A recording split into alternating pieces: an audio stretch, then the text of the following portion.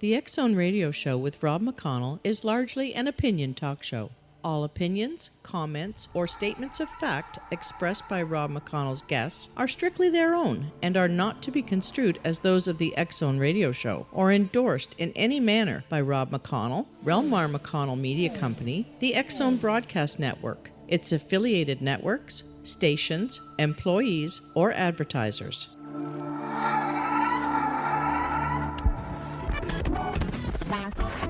All Hit Radio.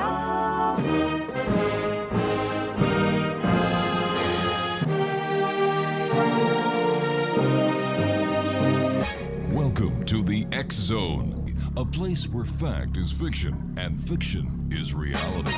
Now, here's your host, Rob McConnell.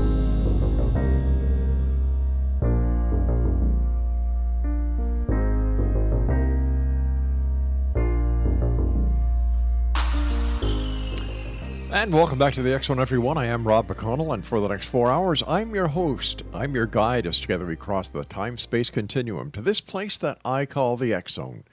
It's a place where people dare to believe and dare to be heard. It's a place where fact is fiction and fiction is reality.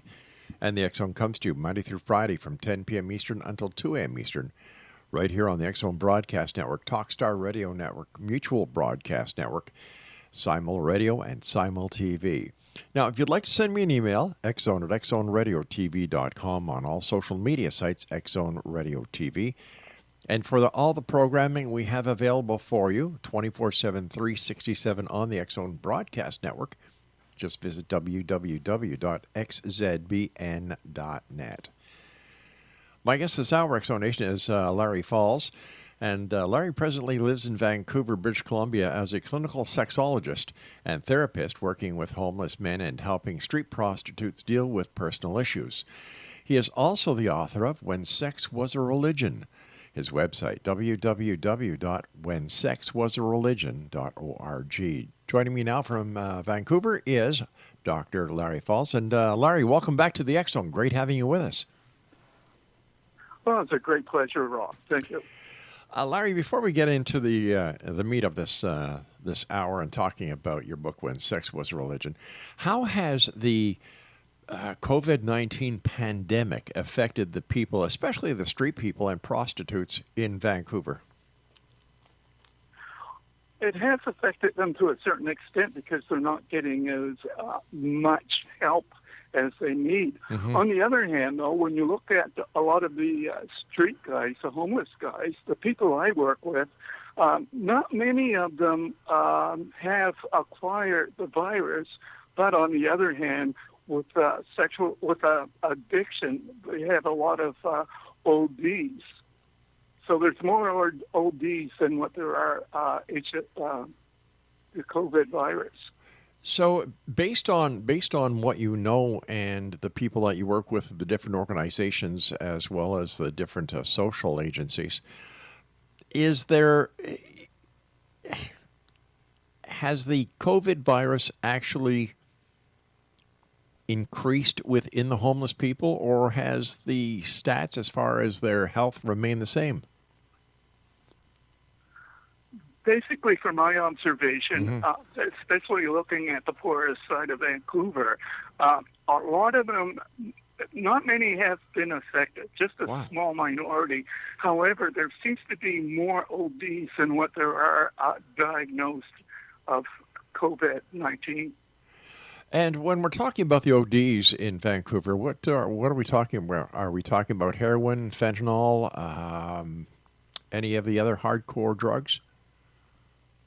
Yeah, we're talking about basically the street drugs, and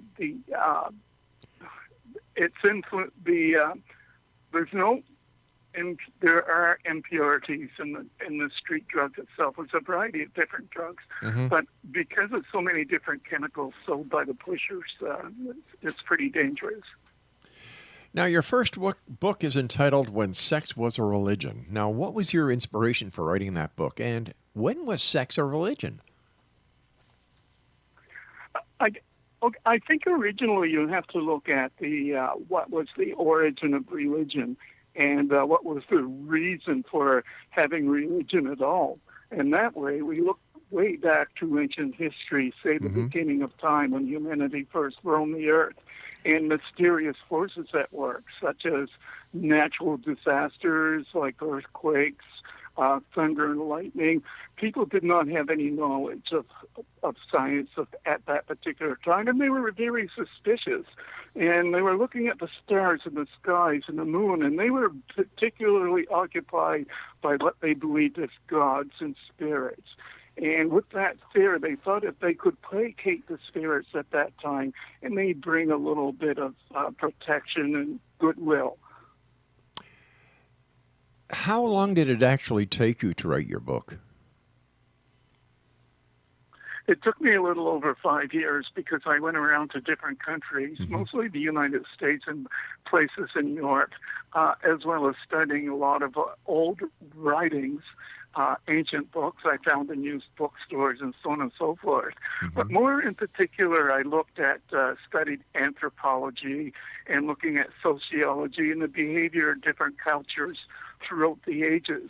And basically, it all remained the same. And what I mean by that, in the genesis of reason, when you're looking at the way people think, the priority of humanity is to reproduce. And we never lost that concept, the importance of reproduction. Was there any time during the research for your book that you came across something that actually just blew you away?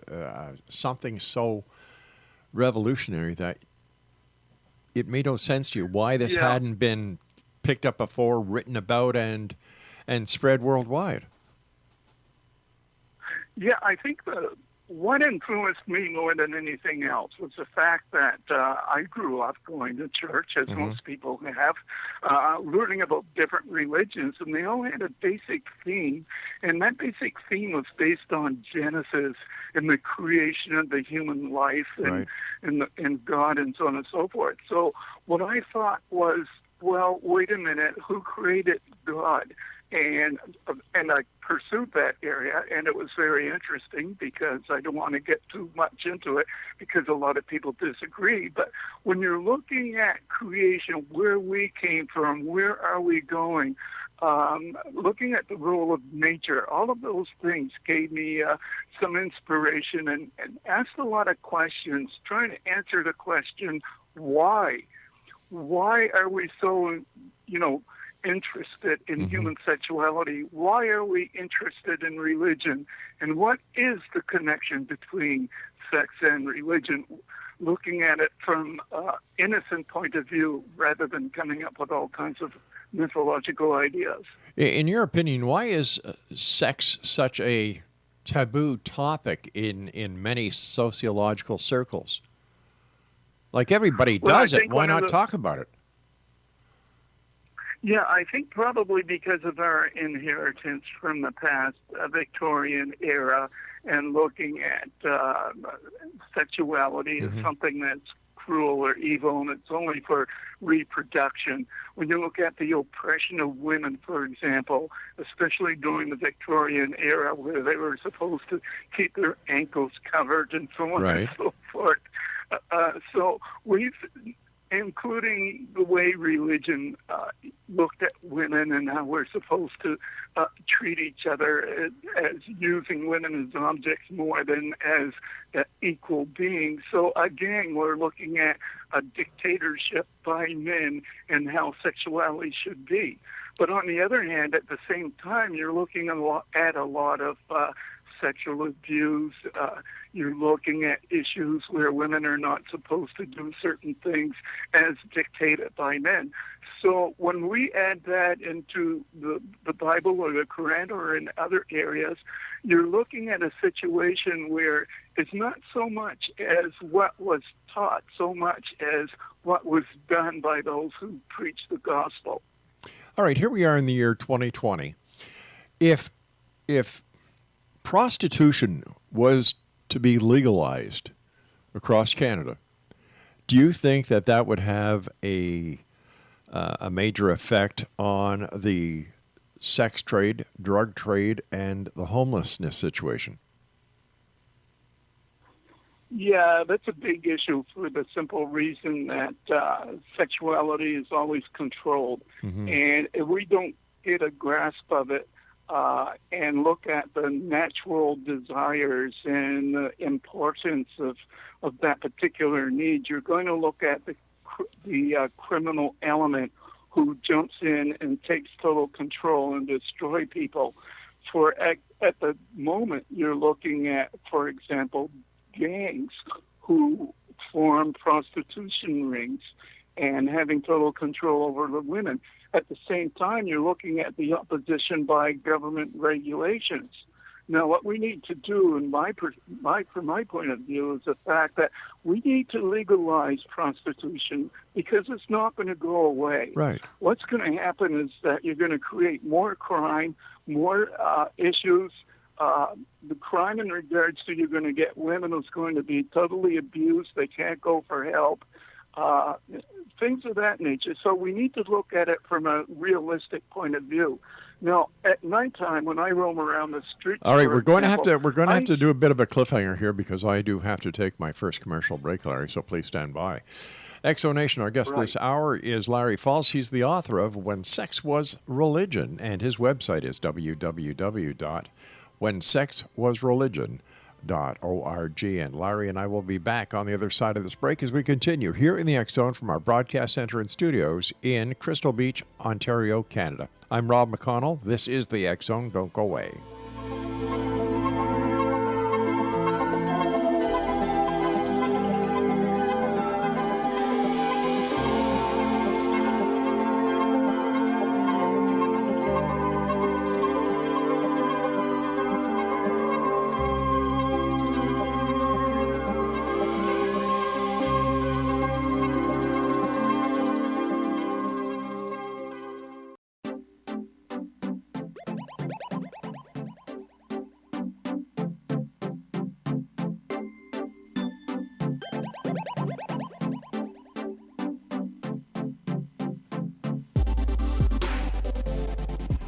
Explanation, Larry Falls is our special guest. He is the author of When Sex Was Religion. His website, whensexwasreligion.org. Larry, before we went to the break, you were just going to tell us about when you go out onto the streets at night. And so please take it up from there. All right. So usually I go out perhaps around midnight, sometimes 1 o'clock in the morning when I'm not, working with in the shelter with homeless men. I see a lot of the poor ladies who are basically on welfare or not on welfare at all, just hanging around the streets doing drugs. You see these guys coming around in fancy cars, obviously with a fairly good income, sneaking around in the dark alleys, picking up these gals, and nothing is done to protect these women.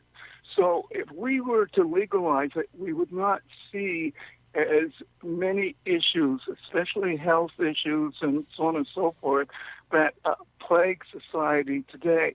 If we were to legalize it, it would be a more healthy community and trying to take care of good health of the women as well as protecting the men. So in that light, I would rather see it legalized rather than people who are, picking up women illegally or sneaking around corners, doing things in shame and unprotected in a healthy way. Let us say tomorrow prostitution would be made legal. How do you think that would affect society? How would the legalization of prostitution affect the sanctity of marriage? I don't think it would have too much of an impact on the sanctity of marriage because even people who are married are pretty loyal to each other, but you do get a few people who are probably more sexual than the average individual, and they are more likely to go out and cheat or look for a thrill for a few moments or what have you. Now, on the other hand, you may look at people who are not married. You may look at senior citizens, and yes, senior citizens are as sexual as anyone else, although we tend to ignore that comparative reality.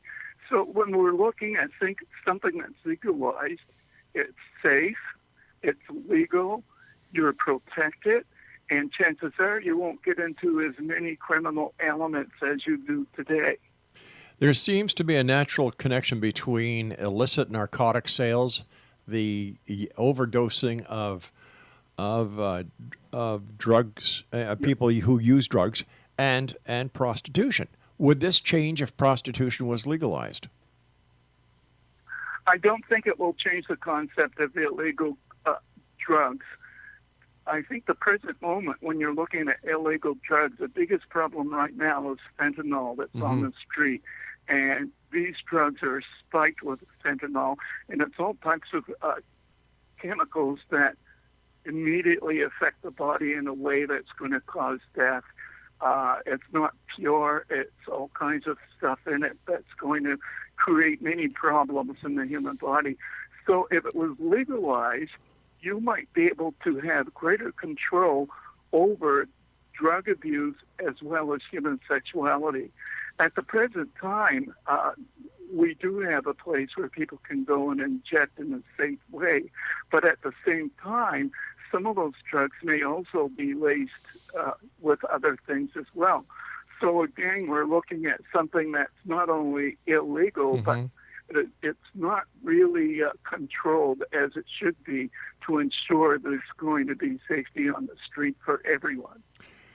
Once again, when we look at prostitution and the illicit drug trade, we have a heavy connection to two facets of society. We have the organized crime aspect, and then we also have the biker aspect. Neither, I really can't see how either one of these two parties, either the bikers or the members of the organized crime who are involved in prostitution as well as narcotics, would let this legalization continue without them finding another way, a black market way of continuing business, as not to lose any part of the revenue that is generated by this. So how would this really be more advantageous to the prostitutes and the drug users? Well, at the present time, of course, there's a lot of gangs involved in prostitution as well as the distribution of drugs. Sure. Unfortunately, some of that stuff, it won't cease, but it may decrease the number of illegal gangs getting involved in that type of business. For example, if you're looking at bikers, they have a history of laundering money and things of that nature, and I think this is the issue that the authorities need to look at a little bit more closely, and that is a laundry of money, buying legal businesses, so on and so forth, over a period of time. So probably we need more legal authorities to investigate these gangs and new criminal elements that's coming into Canada, and selling sex on an illegal basis, as well as distributing illegal drugs that's poison, that's infected with impurities, so on and so forth. That's never going to go away, but I think we can decrease the chance of getting caught up in illegal activities and save many more lives than what's being saved now. Well, here in Canada, there's been the legalization of marijuana. How has this legalization of marijuana, which many people think is a gateway drug, how has this affected the on-the-street user? Has there been an increase or has there been a decrease based on the research that you've done? Based on my observation, there's been an increase. And the reason why there's an increase is because people who claim that they want to give up their, drugs, they want to quit. They don't want to be an addict anymore. So what they do is they give up their hardcore drugs and go to smoking pot as and make an excuse that, well, pot's not as bad as hard drugs, so I won't be so badly addicted if I switch to marijuana. But I think what people fail to realize, and which is a reality, is that when you're looking at THC or when you're looking at cannabis, you're also looking at mood-altering substance as well. Now, mind you, medically, it's good for people who are suffering pain, having other chronic problems. And unfortunately, a lot of people make believe that they have those symptoms in order to acquire pot. So at the same time, you're not only looking at a dependency, you're creating another addiction as well. The sad thing is it's going closer down in age to younger generations, to younger people, and eventually they'll probably, or as evidence suggests, there are younger people who are becoming more addicted to cannabis rather than hard drugs. Plus, we also don't know at this present day and time what new designer drugs will be out 5, 6, or let's even go 2, 3 years from now that will be as bad as bath salts and the other designer drugs that are being brought into Canada through the borders, from China being one of the major distributors of these designer drugs that we see on the streets today. So how is it's okay to say, all right, we'll legalize marijuana, because I think they're using the same mentality as when they legalized alcohol back in the early days, taking it away from the bootlegger and making it legal, so to try and crush the flow of money going back to organized crime, which I don't know if that really worked or not, because you take the money out of one pocket, you put it into another, basically. Yeah, that's very true, because we're looking at an addiction, a drug paradigm that has no conclusion, because there's always going to be something else to take its place. It's just a question of time. There's also going to be more addicts as well as people who are not addicted. But the problem is, what we need to do is look at what the results of addiction is, or the results or the aftermath of chronic addiction. When you're looking at, for example, when you're looking at substances now that's just recently coming out, including cannabis, we don't know what the long-range consequence will be, because it's just recent in the past 20 years or so. So we won't know for another 1 or 2 generations. For example, what impact will it have on the embryo on a pregnant woman, or what impact will it have on young people, and what does it do to the brain? All of these things will not show itself until maybe for another generation or so. So there's still a lot of research that needs to be done. The reality is, and I think we can all agree to this, is that we don't really know what the impact is. They're all impacted by the substance that's foreign, and it does influence the way we think, the way we act, and the difficulty of getting out of it. So we need to realize that there's a lot of things we perhaps need to look at and make decisions in regards to should we. All right, Larry, I hate to cut you. Larry, I hate to cut you, but I do have to take my news break at the bottom of the hour. X-Zone Nation, Larry Falls is our special guest. He's the author of When Sex Was Religion. .org. That's his website, the name of his book. Same as his website, When Sex Was Religion. I'm Rob McConnell. This is the X-Zone, and Larry Falls and I will be back on the other side of the news. So whatever you do, don't go away.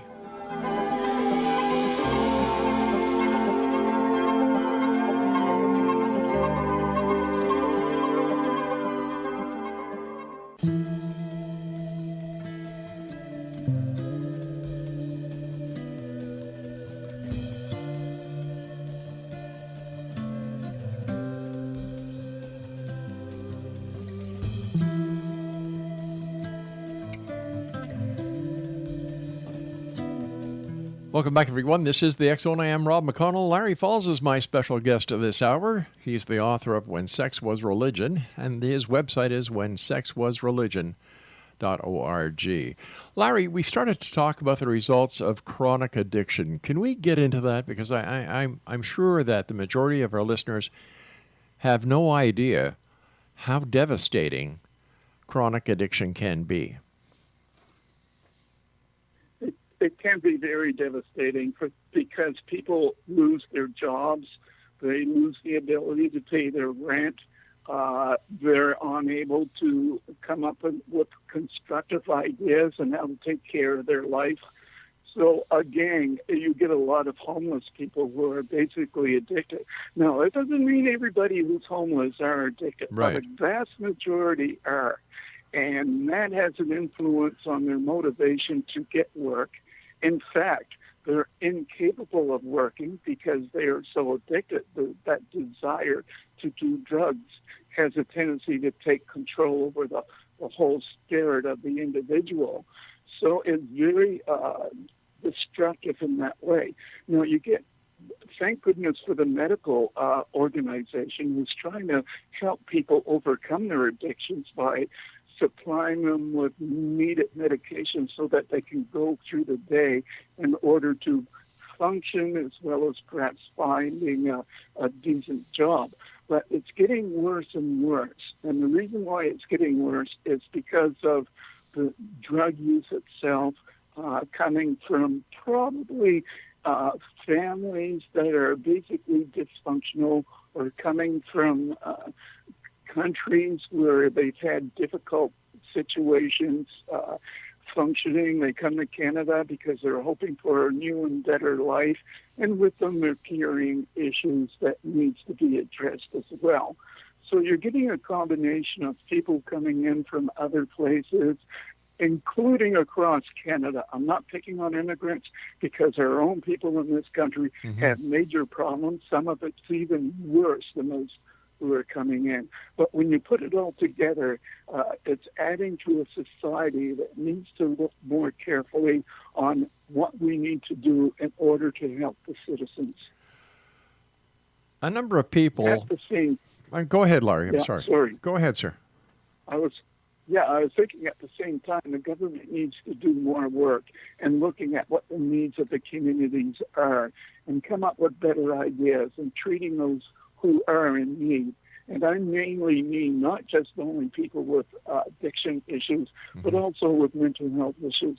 Because when I walk down the street, especially the poorest street here in Vancouver, I look at so many people where basically the government has not done much to help them overcome their problems. We need to get together and come up with solutions to help people who cannot help themselves. A number of people firmly believe, Larry, that these people don't want to be helped, that any help they get is temporary because once they regain their goals and you know the way society believes that their life should be read, they just go back and start using drugs again, and they end up in the same place. Plus, a number of homeless people, according to reports that I've read, don't want to be anywhere else except on the street for some reason. Basically, when I look at all the people I work with living on the street, what I see are a lot of angry people, a lot of people who do not trust anything that has to do with policing or with politics. You're looking at people who are very angry. We're looking at people who probably lost everything in their life, who bad relationships or relationships that went wrong, people running away from home. These are younger people running away from home. You're looking at people hiding from the authorities, either because they have a criminal record and they know that they're not going to be able to get as much help as they require. And there's a lot of denial. Mostly people who are on the street, they have very low self-esteem because they're stereotyped and they're afraid of allowing their friends to see them, especially if they come from, fairly nice communities or families. Right. They have a lot of shame and a lot of fear.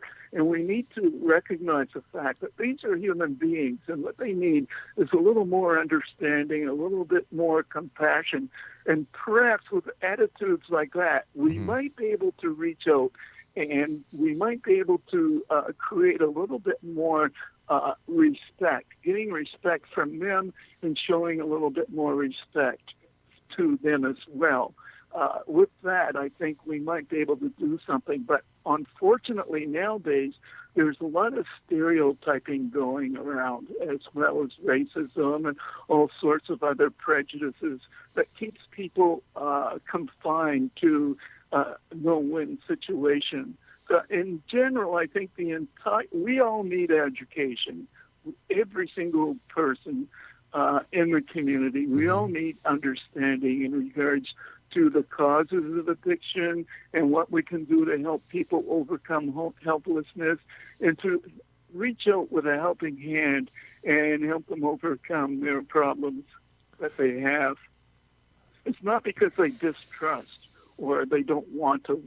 It's because they have a feeling of inadequacy and they have expectations and negative issues. So it's going to take work. We're going to need to support them a little bit more in coming up with creative solutions rather than putting on a negative label. Shouldn't we also look at what got them there in the first place and try to avoid this? Does the problem of drug addiction and homelessness begin from their childhood? Is it something that parents need to address and that society needs to teach parents how to be better parents? That's an interesting question, because actually I did ask a couple of addicts if had they been at a younger age going to school, would more education in the schools at a younger age have helped them not choose to do drugs? 30% of the people I did talk to said yes, it probably would have helped to a certain degree. But on the other hand, there's also society itself and who they associate with, who influence the way they think and act, that introduce them to things that may affect their future lives. So when we're looking at how can we help people deal with their addiction or prevention, we need to look at education, not only community education, but education in the school system, maybe even taking them on school trips in the worst parts of the city and look at what may happen if they are introduced to drugs, and learning a little bit more about the social impact of present-day functioning rather than just theories of evolution and looking at job opportunities. Self-care needs to be impacted and taught in the school system as well as the community itself. All right, but is it fair to the rest of society to have to carry the financial burden for the homeless people who do not want to better themselves, who are more comfortable in the circle that they're in on the streets, in the drugs, in the prostitution, in the sex trade? Why should society have to carry the burden of this finance if they themselves are the result of this happening? Like, there are many people in life, Larry, who have daily failures, and they don't turn to drugs, they don't turn to prostitution, they don't turn to homelessness. They pull up their pants and face the challenges that each day presents. It certainly is a concern, and it's a very serious issue, because those of us who do work and need to pay taxes don't like to see our tax money going to pay for something that's basically not going to help the person get a better life. What I would suggest, I used to work in a psychiatric hospital before they were closed down. We had over 900 patients before they were put out on the street. And we had a magnificent program for those who were functioning. And I was thinking maybe the government needs to look at ways in which they can employ these people, either in a protective environment, get them out of the environment where they're more likely to be vulnerable, such as a place where streets are loaded with drugs and addictions of all sorts and prostitution. A lot of them don't want to be there. They want to do something constructive to help themselves. But that's not going to happen if they're going to continue living in an area where it's permitted on the streets and people ignore it. What we need is a place that can encourage them to basically dry themselves, though, get rid of the drugs in their bodies by support, by being in an environment where there's no drugs available, having medical help, teaching them some type of life skills so that they're able to function, and over a period of time, teach them something where they're able to go back on the street, get a reasonable job to be able to buy food and so on and so forth. Now, that's going to take a little bit of money. But all right, Larry, stand by. Larry, stand by. We'll get back to this topic as soon as we get back from this commercial break. This is the X-Zone. Larry Falls is our guest, whensexwasareligion.org. And we'll be back on the other side of this break as we wrap up this hour here in the X-Zone from our broadcast center and studios in Niagara, Ontario, Canada. I'm Rob McConnell. Don't go away.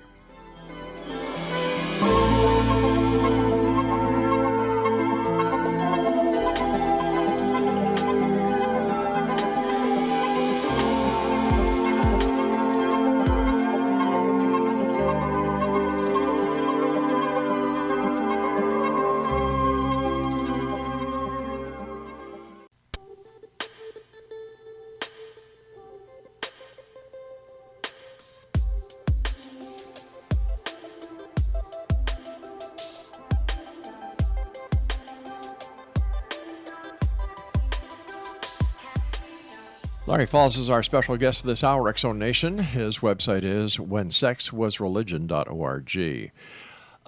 Larry, we were talking about, how to, I guess, try and come up with a remedy that would work when it comes to the homeless, those who are affected by drug addiction, prostitution, and the sex trade. But my own personal experience with those who have tried or have been, arrested for drug abuse. Now, I was a cop, so I know what I'm talking about when it comes to this part, where they're picked up, they're brought into, if they're arrested, they go through the judicial system, they have the opportunity of going to rehab.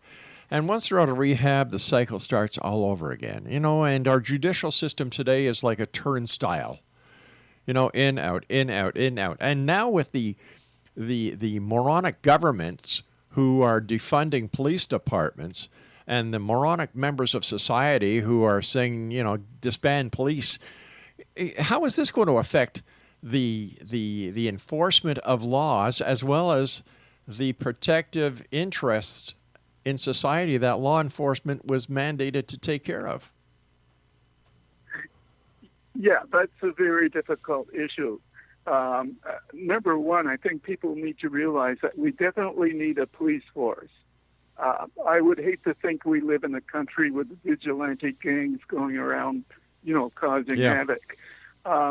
At the same time, when we look at addictions and when we look at mental health issues, we're looking at a very complex situation. I agree. What we need is the cooperation and research from the universities.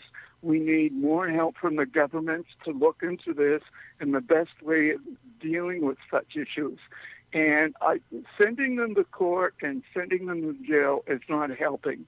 It's creating more problems. But they're breaking the law. Why should they be exempt from the rules, regulations, and the procedures of a criminal act? They're criminals. So why not treat them like criminals? Why give them a pass? This is a very interesting situation because they are criminals. They may not admit it, and there's a lot of goody-goody people out there who think that they can't help it because they have problems. Well, if they can't help it and have problems, then we need to come up with a solution that will help them deal with their problems and issues. For example, a number of years ago, we used to have institutions. Well, that's no longer possible because it goes against their human rights. Right. But at the same time, we need to look at something that's going to help them make appropriate decisions for themselves, because a lot of them are not capable of making appropriate decisions on their own. I sort of compare them to when you raise, most people who are listening to your show, most of them have children or have families. Yes. Who know what it's like raising children. You don't give your child a bunch of candy because they're crying for it, because you know what the effects will be on their teeth and their physical ability. I compare that to a person who's incapable of making an appropriate decision for themselves. Just because they're an adult does not necessarily mean that they have the wherewithal and understanding the consequences of the decisions they make. So we need to make sure, or we need to come up with some type of idea where we can help them make appropriate decisions for themselves by encouraging them to get involved in some type of program, not as punishment, but as for skills training, training in human relationships, and rehabilitation, building up self-esteem. Rehabilitation of some sort. Right. Yeah, I don't like the connotation of the word rehabilitation, but it certainly is that. If there was another word we could come up with that would not have such a negative connotation, because people will say, well, I don't need rehabilitation. Well, wait a sec. What's wrong with saying it's rehabilitation? If somebody has, let's say, somebody goes in for, they have a traffic accident. Their hip is smashed. The doctors do their work. They have to go to rehabilitation to learn how to walk again. So what is wrong with calling a spade a spade? These people need to be rehabilitated, or they need to be reprogrammed in order for them to return to society. They're not going to do it on their own. Yeah. Unfortunately, when you look at people with an addiction issue, especially, you mentioned rehabilitation, all of a sudden they get defensive. They feel as if they're insulted. They feel as if they don't have that type of problem where they need to be rehabilitated. Well, doesn't that mean they have the problem if they can't recognize it? To a certain degree, they probably deny it because they don't want to accept the reality that it is a problem. A lot of people I work with, the worst thing you can say is you need to be rehabilitated or you have a serious problem or whatever. They don't want to hear that. Well, what do they want to hear? Total denial. So what do they want to hear? Oh, you poor thing. It's everybody else's fault that you're a drug addict. Poor you. Let me take care of your problems for you. Is that what they want to hear? Unfortunately, in some cases, they have that poor me syndrome, and they get angry if you point the reality out.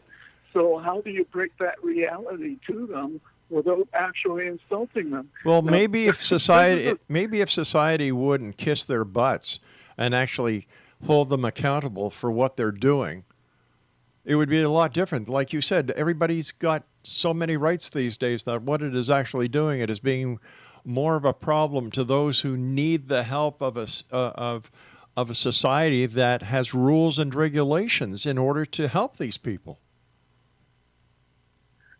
Yeah, I think one of the greater problems in regards to dealing with issues like that is the fact that we, as a society, tend to clump a whole bunch of people together who have different issues. Like, for example, when you're looking at mental illness and addiction, they're all clumped together. It doesn't matter if they have a mental illness or if they have an addiction area. They're all clumped together in one little small section of the city.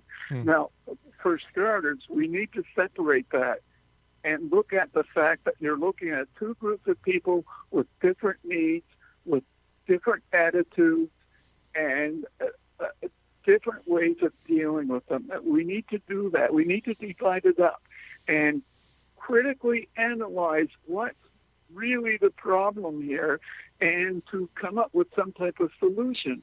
Now, this is where the universities and the researchers need to perhaps focus on more than anything else when you're looking at society today. We need more sociological interference or influence analysis to look at how we can correct these issues. Otherwise, it's just going to get worse and worse. How about tougher laws? How would that work? Well, laws, as I said before, we definitely need laws. I used to have the attitude that you need people or not. If they're going to smash a store window on the sidewalk, you need to grab them, you need to throw them in jail, and let them pay the price. Hallelujah, Nowadays, I agree. Yeah, but nowadays it's a little bit different. They go through a psychological analysis. They come up with ways of making excuses where they can be more lenient in being punished. But at the same time, perhaps we who are working, we who have a nice home and surviving the way we care to, perhaps we need to get together and look at how we can not dictate but come up with solutions with interaction with these people. We need to get more groups of people who have these problems to come up and have a meeting and interact and have some type of community intervention to help them deal with these issues. Well, that's one way of looking at it. That's one way. I said that's one way of looking at it, but unfortunately, the majority of society disagree with that aspect. Yeah, there's a denial because, unfortunately, I think the attitude from many people is that nothing is going to help them. We just need to lock them up. They need punishment. But again, it's just generating more problems. I understand. I understand that, and this is a topic that will go on for years because I don't foresee any solution to it in the very near future unless the law enforcement agencies are given the money they require to fight organized crime. They need to cut the head of the dragon or the snake off. But what we're doing now, because of this pansy society that we're all part of, where if you want to do something stupid, you just let the media know and they'll put it all over the place. Instead of doing that, let the authorities do what they do best. Bring criminals to justice and let that crime category or the title of criminal lie wherever it follows down the chain of command of organized crime. Let's cut it off once and for all. Larry, I want to thank you so much for joining us. Always a pleasure talking to you. Continued success. I love the work that you do. And Exonation, if you'd like to find out more about Larry Falls, visit his website, whensexwasreligion.org. I'll be back on the other side of this commercial break with the news at 6.5 minutes past the top of the hour as we continue here in the X Zone from our broadcast center and studios in Crystal Beach, Ontario, Canada. My name is Rob McConnell. Don't go away.